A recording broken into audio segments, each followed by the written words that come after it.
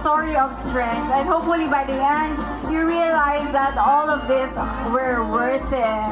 Eto naman, ang kasunod naman na makakasama natin na nagsimula na rin pong lumakad ang kanilang napakaganda ring float. Parang wedding reception ang atake, diba? Wedding kasi ang eksena nitong sa Ann Mary kung about annulment, divorce. Dito malalaman natin kung ano ba yung pinagkaiba ng annulment sa divorce. Dahil parang kung ang bar boys ay yung mga nag-aral ng pag-attorney, paglo-lawyer, ganyan. Dito naman, may mga lawyer din na gagampan ng papel, yung mga bidang artista. Lawyer dyan si Nico Antonio.